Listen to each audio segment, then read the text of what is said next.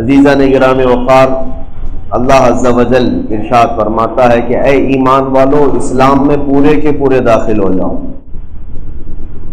اس کا صاف مطلب آپ کو بھی سمجھ میں آتا ہوگا کہ جب آپ اسلام قبول کیے ہوئے ہیں اور مسلمان ہیں تو پورے اسلام میں رہو، مکمل مسلم رہو۔ وَلَا تَتَّبِعُوا خُطُوَاتِ الشَّيْطَانِ، اللہ فرماتا ہے اور شیطان کی پیروی نہ کرنا، شیطان کے پیروں تلے یا اس کے قدموں کے نقش کے پیچھے نہ بھاگو، بے شک وہ تمہارا کھلا ہوا دشمن ہے۔ ہوتا یہ ہے کہ پورے کے پورے اسلام میں داخل ہونے کا مطلب کیا ہے؟ آپ نے اللہ تبارک و تعالیٰ کو اگر ایک تسلیم کیا ہے تو پھر اب دوسروں کی طرف مت دیکھو کہ دوسرے کیا کیا تسلیم کرتے ہیں۔ اسلام کا جو کرائٹیریا ہے، اسلام کا جو نظام ہے، اس کو آپ کو جان و دل سے ایکسیپٹ کرنا ہوگا، تسلیم کرنا ہوگا۔ اسی کا حکم اللہ نے قرآن میں فرمایا پورے کے پورے داخل ہو جاؤ۔ اس آیت کے شان نزول کے متعلق فرمایا گیا کہ حضرت عبداللہ بن سلام رضی اللہ تعالیٰ صحابی ہیں، لیکن یہ پہلے یہودی تھے، یہودیوں کے بھی بڑے عالم تھے۔ حضرت عبداللہ بن سلام جب اسلام لائے تو آلریڈی ان کو تورات کی اور دوسری آسمانی کتابوں کی عبارات یاد تھی، اور وہ اپنی پرانی شریعت کے بہت جانکار عالم دین تھے۔ تو جب اسلام میں آئے تو حضور پاک صلی اللہ تعالیٰ علیہ وسلم کی صحبت میں داخل ہوئے۔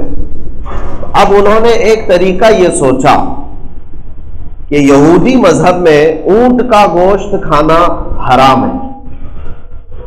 جس دین میں وہ پہلے تھے، پہلے جس دین پہ وہ قائم تھے، اس میں اونٹ کا گوشت کھانا ان کے لیے حرام تھا، یہودی مذہب میں۔ اب اسلام لائے تو اب اسلام میں اونٹ کا گوشت کھانا واجب تو ہے نہیں، فرض بھی نہیں ہے، بس اتنا ہے کہ حلال ہے، چاہے تو کھا سکتا ہے۔ حلال کا مطلب کیا ہے؟ تمہارے لیے بس کھلا ہوا دروازہ ہے۔ واجب اور فرض کا مطلب ہوتا ہے مینڈیٹری ہو جائے، کمپلسری ہو جائے۔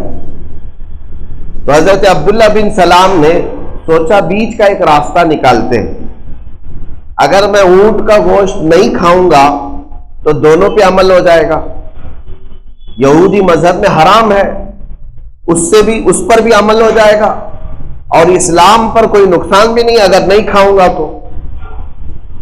ایسا تو نہیں ہے کہ اسلام میں اگر اونٹ کا گوشت نہیں کھائے گا تو پورا مسلمان نہیں بنے گا۔ تو انہوں نے یہ سوچ کر کے اپنے آپ کو دور رکھا کہ اونٹ کا گوشت میں نہیں کھاتا، تاکہ دونوں دین پر عمل ہو جائے۔ پہلے جس دین پر میں دین میں تھا، یہودی مذہب، اور اب جو اسلام میں ہوں میں، دونوں پر عمل ہو جائے۔ تو اللہ تبارک و تعالیٰ نے اس آیت کو اتارا اور فرمایا اے ایمان والو اسلام میں پورے کے پورے داخل ہو جاؤ۔ اب یہ نہیں کہ میرے کچھ عمل سے اس پر بھی ہو جائے، اس پر بھی ہو جائے۔ آج اس انداز سے کچھ لوگ سوچتے ہیں کہ نام ایسا رکھ لیا جائے اپنے بچوں کا کہ اگر یہ بچہ کہیں پر کسی غیر مسلم، نان مسلم آبادی میں چلا جائے تو وہاں پر بھی سیکولر رہ جائے، ہماری جماعت میں بھی سیکولر رہ جائے۔ اپنی آئیڈینٹی چھپانا یا اپنی شناخت چھپا کر کے اس دنیا میں جینا، یہ ایک مسلمان کی شان نہیں ہے۔ جب تم نے اسلام کو سچا دین سمجھا ہے اور اچھا دین سمجھا ہے تو پھر فخر کے ساتھ اسلام کو اپناؤ اور اس پر عمل بھی کرو۔